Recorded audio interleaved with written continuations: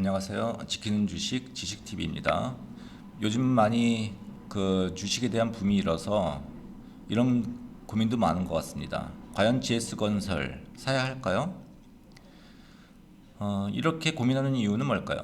내가 사면 올라갈까? 떨어지면 어떡하지? 떨어지면 갖고 있어야 될 종목인가? 얼마까지 떨어질까? 떨어졌을 때 손해는 얼마일까? 이런 고민들이 많지 않을까요? 이것에 대한 답을 해보겠습니다. 제가 만약에 초보자라면 저는 제스건설 사야 한다고 생각합니다. 너무 무책임한 말 아닐까요? 일단 그것에 대한 답을 하기 전에 내가 사면 올라갈까 떨어질까에 대한 답을 해보겠습니다. 저는 떨어진다가 더 큰 가능성이 더 높다라고 생각합니다.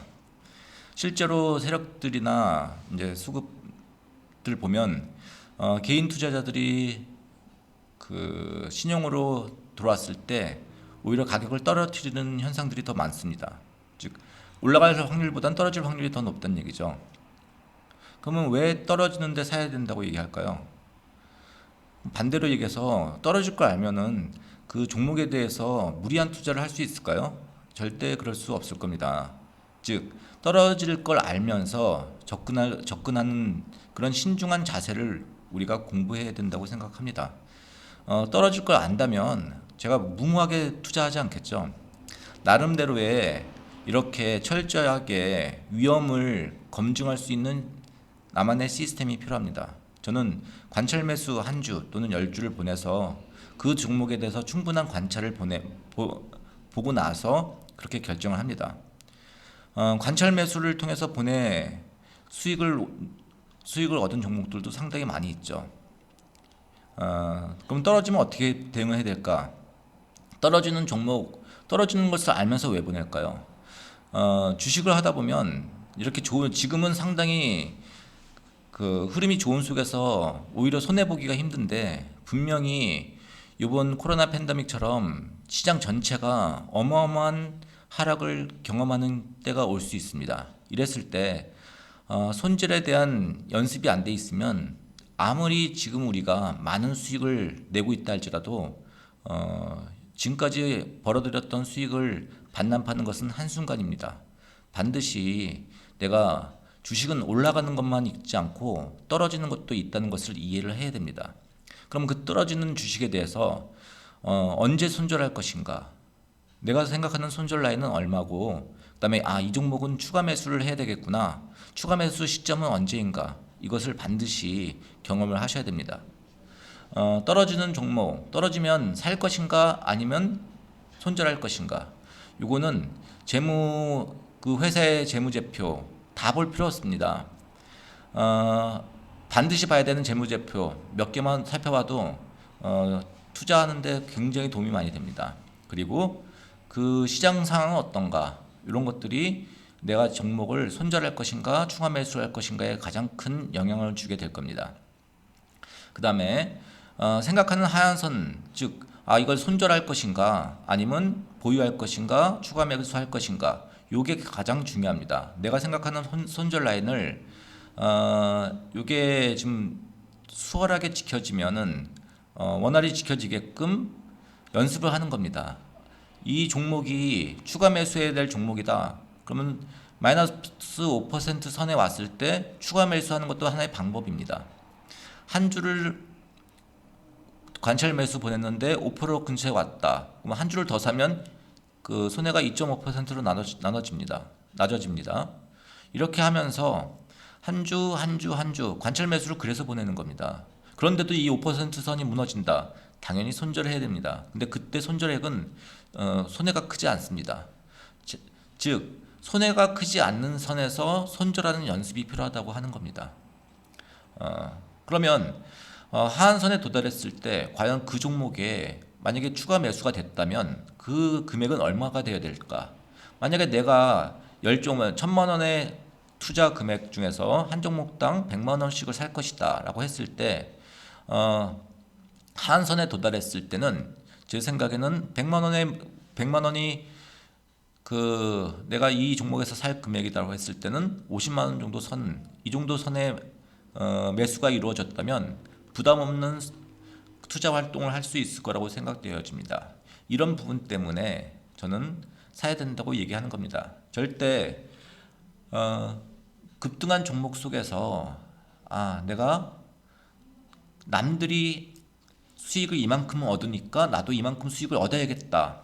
이런 접근 자세는 한두 번의 그 성공을 이룰지 몰라도 내가 만약에 주식을 정말로 오랜 시간 안전한 투자 활동으로 주식을 해야겠다라는 마음속에서는 절대로 경계해야 될 그런 접근 자세라고 생각합니다. 그럼 수익을 높이는 방법에는 뭐가 있을까요? 아까 재무제표에서 가장 중요한 것이 현금 흐름표입니다. 이 두 가지만 살펴도 이 회사가 향후 어떤 식으로 주가에 영향을 줄 것인지를 구별하는 데 많은 도움을 줍니다. 영화활동 현금 흐름, 투자활동 현금 흐름은 제가 항상 종목에 대해서 공부할 때 이 두 가지만큼은 매번 기록해서 같이 영상에서 살펴보도록 하겠습니다. 그 다음에 차트, 그래서 저는 이게 제 수익의 한 2% 정도의 확률을 높여준다고 생각합니다. 그 다음에 저점과 고점에 대한 흐름, 이 차트는 맹신하면 절대 안 됩니다. 차트가 정확하다면 구글이 영업할 필요가 없겠죠. 알파고를 통해서 이 차트상에 그 좋은 차트를 보여주는 것만 매수를 해도 그만큼의 영업 이익은 나오지 않겠습니까? 그런데 완벽하게 믿을 수 없다는 얘기죠. 그래서 이 차트를 보면서 싼 가격인지 비싼 가격인지 저점과 고점에 대한 흐름만 알아도 한 2% 정도 저는 그 정도의 비중을 줍니다. 너무 맹신하는 것도 별로 도움이 되지 않다고 생각합니다. 그 다음에 이 종목에 대해서 주로 매수하고 있는 주체가 어디인지, 외국인인지 기관인지, 기관 중에서도 연기금인지 투신인지 기타 법인인지 이 부분에 대한 이제 관심을 갖다 보면 이해가 훨씬 더 쉬워집니다. 그럼 마찬가지로 내가 올릴 수 있는 수익에 플러스 2% 정도는 줄 수 있다고 생각합니다. 그리고 요즘에 반도체, 그 다음에 배터리, 그리고 자율주행 굉장히 관심이 많죠. 관심이 많은 종목들에 대해서 올라갈 가능성이 높습니다. 관심이 많은 종목, 그 다음에 다음에 관심을 받게 될 종목, 요즘 많이 관심을 갖고 있는 것에 대해서 건설 및 조선이 지금 다음 관심거리다 하면서 계속 언급이 되고 있죠. 이런 부분들이 마찬가지로 2% 정도의 수익에 기여는 할 수 있다고 생각합니다. 그리고 요즘 주식 시장이 왜 이렇게 올라갈까요? 저는 부동산 규제 때문에 돈이 지금 주식으로 몰리고 있다고 생각합니다. 주식으로 몰리는 돈, 우리가 예탁금이라고 얘기하는데 이게 지금 증가하고 있기 때문에 전체적인 흐름을 좋게 만들고 있다. 사실은 시장이 돈을 벌어준다는 말이 여기서 오는 것 같습니다. 이게 최소 2%는 줄 거라고 생각이 됩니다. 그래서 이 모든 것을 합쳤을 때 저는 플러스 10% 정도 플러스 마이너스 알파가 뒤에 붙을 겁니다. 요거를 좀 더 내가 원활하게 사용하면 그만큼 더 높은 수익을 거둘 수 있을 것입니다. 내가 만약에 안정적으로 연 10%에서 20%의 수익을 얻을 수 있다. 그러면 다른 어떠한 투자 활동보다 이게 더 의미 있는 일이 될 것입니다. 투기가 아닌 투자 활동이 정말 가치 있는 그 활동이라고 생각하기 때문에 이렇게 영상을 한번 만들어 봅니다. 자, 그러면 차트를 보면서 한번 얘기를 나눠보도록 하겠습니다. GS건설 무섭죠? 들어올 수 있는 시간이 없습니다. 그러면은 방법은 이제 두 가지가 되겠죠. 하나, 지켜만 보다가 아쉬워한다. 두 번째, 이 속에서 내가 뭔가를 배워간다. 지금 이 영상을 찍는 이유는 지켜만 보면 나중에 후회가 남습니다. 후회가 남는다는 얘기는 내가 나중에 잘못된 선택을 할 가능성이 높아집니다. 부러워하게 된다는 얘기죠. 남들은 GS건설에서 많은 수익을 얻었는데 난 지켜만 보다가 기회를 놓쳤어. 이게 계속 한 번, 두 번은 괜찮지만 계속 쌓이다 보면 어느 순간 내가 잘못된 선택을 할 수도 있습니다. 그렇기 때문에 저 같은 경우도 계속 관찰 매수를 보내다 보면은 어떤 종목 같은 경우는 그 관찰 매수 보냈던 것들이 굉장히 큰 수익을 가져다 주기도 합니다.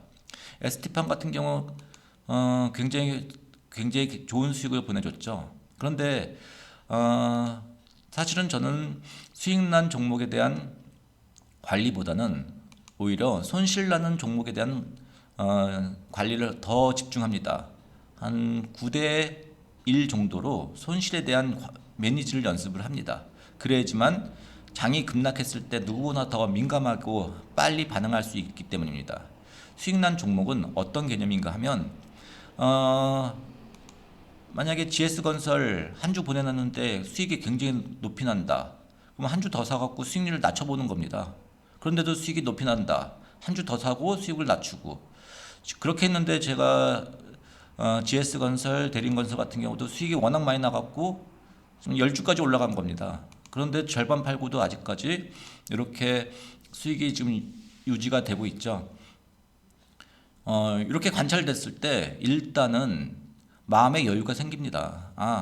흐름에 동참하고 있다는 심리적 여유가 있을 뿐만 아니라 저는 이제 이 종목은 S팜, GS건설, 대림건설은 가격이 떨어지면 고맙다 이렇게 생각을 하고 있기 때문에 가격이 떨어졌을 때 누구보다 관심 있게 지켜볼 겁니다. 이런 의미에서 접근해 나갔을 때 훨씬 더 좋은 투자 활동이 될 거고 안정된 수익을 가져다 줄 것입니다. 지금은 대부분 다 수익을 내는 구간입니다. 하지만 이렇게 수익을 내는 구간 속에서 충분한 연습이 이루어진다면 시장에 급락을 주었을 때 급락장 속에서 내가 빨리 대처하고 그리고 내가 평상시에 그 매수하고 싶었던 종목에 대해서 빠른 판단을 내릴 수 있는 근거가 될 수 있습니다. 이런 의미에서 아까 제가 언급했던 GS건설을 사야 할까요? 저는 사야 한다라고 말씀을 드리는 겁니다. 단 몰빵해서 산다. 그건 도박입니다. 절대로 그것은 투자 활동이 아니고 나는 주식시장 12월까지만 할 거야. 단기적인 관점이란 얘기죠. 내가 안전하게 오랜 시간 동안 주식시장에서 꾸준한 수익을 얻어갈 것이다 라고 한다면 반드시 제가 말씀드렸던 접근 방법들 활용해 보시면 분명히 손실의 시점은 다가온다. 그럼 손실의 시점이 다가왔을 때 내가 어떤 식으로 손실을 매니지할 것인가에 대한 충분한 연습이 되어진다면 주식 투자 활동이 굉장히 의미가 있고 재밌어지리라고 생각합니다. 그래서 수익을 높이는 5가지 비결에 대해서 저도 지속적으로 이 부분에 대해서 반복하면서 같이 흐름을 느껴가 보도록 하겠습니다. 특히 섹터에 대한 관심은 뉴스로 제가 스크랩해 가면서 관심 있는 섹터가 나올 때마다 뉴스 스크랩 모아 가도록 하겠습니다. 감사합니다.